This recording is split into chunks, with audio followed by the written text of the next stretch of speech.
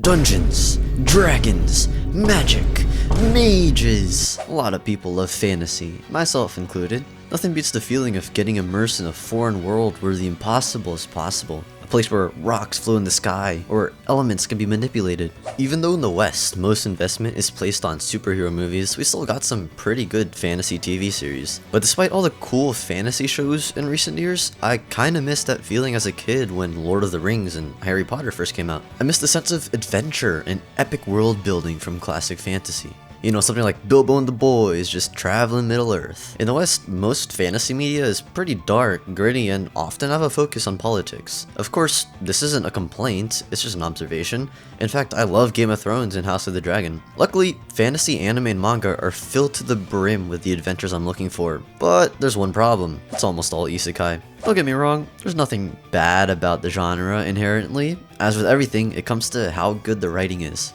Unfortunately, I can only count on 2 fingers how many isekai I think are genuinely well-written pieces of work. I'm talking about, of course, Re:Zero and Mushoku Tensei. That's not to say everything else is bad though, there are plenty of other enjoyable isekai, but Re:Zero and Mushoku Tensei are the unequivocal creme de la creme. I don't know if this is a hot take, but most fantasy isekai just has pretty lazy world building. It's always set in the most vanilla European setting, and the story always begins in some starter town. I'm getting pretty tired of it. Where's the sense of creativity? If we go outside the isekai genre though, I really have to commend Made in Abyss and Attack on Titan for such detailed, intricate world building. But still, I've barely seen any manga or anime that really takes the effort into developing a magic system in the world. Please give me recommendations if you know something that kind of fits what I'm looking for, because I haven't seen everything. And so, in my search for the holy grail of fantasy manga and anime, I've come across a piece of work called Witch Hat Atelier. Allow me to tell you how this series reignited my love for fantasy and world building, and how it might do the same for you.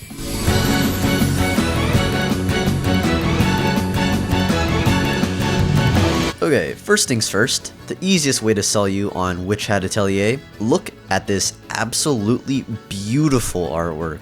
Every page is straight up museum level quality. Shirahama Kamome's art style is highly reminiscent of classical European drawings and also reminds me of another amazing artist named Mobius. But something that I think gets overlooked in manga is paneling. It's rare to see a series really take creative strides in how the page is laid out. It's not a bad thing to use standard panels, but I feel like it's an underutilized tool. For example, look at this Jujutsu Kaisen panel where Itadori's drool drips from the top of the page, turning into panel borders in the middle, and finally landing in a splash in the last panel. Isn't that so cool? Personally, I'm not the biggest fan of Gege Akutami's super sketchy artwork, but he can make some really interesting compositions. Now hold up though, because Witch Hat Atelier takes us on a whole nother level. You have characters directly interacting with panels, though subtle it may be. Some pages have the fanciest borders ever conceived, even though another artist might have just used a regular box. You've got 2-page spreads that make it feel like you're literally watching a Ghibli film. I have no words for this stuff. It is simply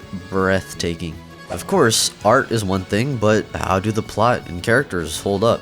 Well, I wouldn't be talking about this manga if I didn't think the story was amazing. Here, let me tell you what it's about. Alright, the first chapter opens with a young girl named Coco, who has always wanted to be a witch, someone who can use magic. One day, a flying carriage arrives at her mother's shop, which leaves Coco amazed. I mean, who wouldn't be amazed by this art? As Coco talks with this man named Kifri, we learn that her fascination with magic began when she was a child, when a mysterious witch gave her a special picture book.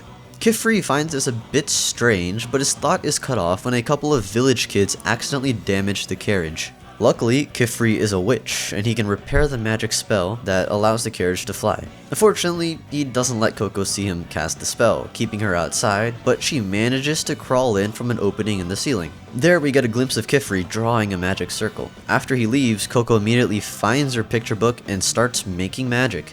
You see, in this world, magic is kept a close secret. Everyone is taught that it's impossible to learn magic unless you're born a witch. But then Coco finds out she can draw her own magic. It was a lie. Meanwhile, we see Kifri, and he realizes the importance of the picture book Coco mentioned, so he rushes back. But right as he gets to Coco, the girl accidentally casts a spell that turns her mother to stone. With Coco having learned the secret of magic, Kifri wants to erase her memory, but he realizes she may be his only lead to the Brim Hats, a group of witches that use forbidden magic. And so he takes in Coco as an apprentice so that she might one day find a spell that could turn her mother back to normal. This is a nearly perfect first chapter, establishing the main character and giving her a strong goal. But there's another amazing thing this chapter does, and it's exposition. Ah yes, the dreaded E word, a necessary evil if you will. When exposition isn't handled well, you get long monologues of characters explaining how chakra works, or you get midichlorians. When exposition is done right, you get stuff like Inception, where Leo DiCaprio explains the dream world but still manages to make it unbelievably interesting.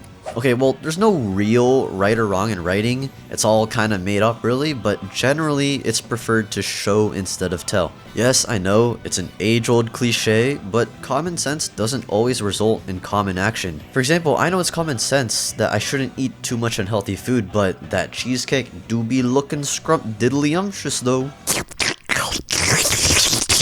For magic systems, it's nearly impossible to completely avoid telling. You almost always have to give at least a little bit of exposition about how everything works. In fact, Witch Hat Atelier does tell instead of show sometimes, but the exposition is always framed in a way that it remains fluid with the story. Instead of feeling like the characters are trying to convey information to the readers directly, we get to learn alongside the characters. Here, look at this sequence in the first chapter. Since we already saw Kifri using magic, we know it involves using transmutation circles, but we don't know anything else about the nature of spells. And so, as Coco experiments and learns new information, she conveys this information to the reader. When we, as the audience, learn things at the same time as the characters, the exposition doesn't feel like exposition. It makes us feel more immersed in the story. We feel that same sense of wonder as we discover something new, as we explore a new land. This is the reason why tons of fantasy stories have a master-apprentice relationship, where the apprentice is usually the main character. They serve as the ignorant character that mirrors the audience's own ignorance about the world.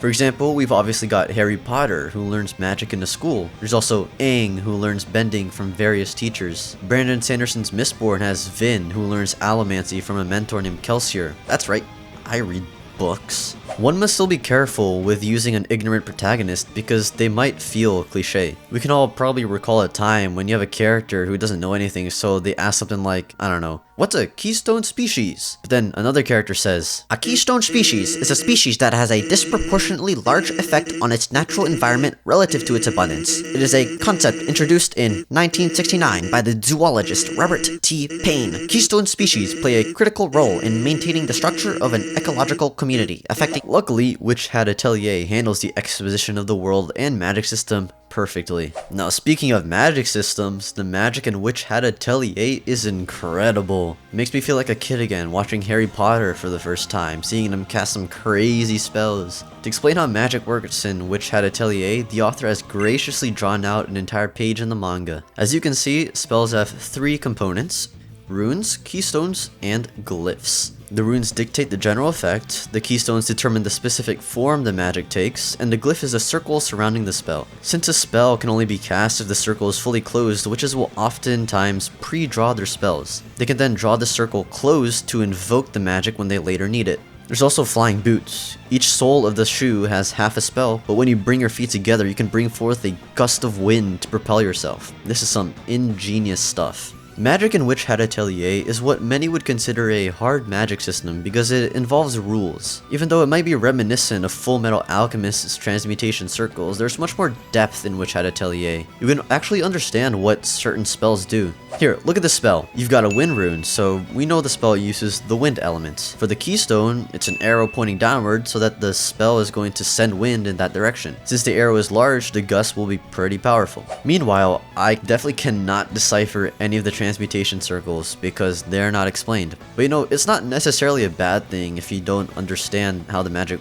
works on a fundamental level. A sense of wonder is important to a magic system. Witch Hat Atelier has plenty of insanely intricate designs that cast super complex spells. As the audience, we're not meant to understand this stuff, just like how Coco, an inexperienced magic user, isn't supposed to understand it either. But with the basic information we're given about the magic system, it makes the whole thing feel like a sort of science where anything is possible with the correct combination combination of drawings. Another thing I want to mention about the magic system is that it kind of serves as a metaphor for talent. Everyone in the world is told that only people born as witches can use magic, much like how some people believe that a person is just born an athlete or born an artist, but you know, that's a lie. While some people may have an affinity towards certain things, you can never discount hard work. Despite not knowing anything about magic, Coco studies, puts in the hours, so that she might be able to match or even surpass her fellow apprentices. It's safe to say that Witch Hat Atelier has my favorite magic system in anime and manga. Now that we've got the magic system out of the way, you know, let's talk about the characters. Once again, they are immaculate. When Kifri takes Coco back to his atelier, we meet the 3 other members of the main cast, Agot, Richie, and Tedia. Kinda funny names, not gonna lie.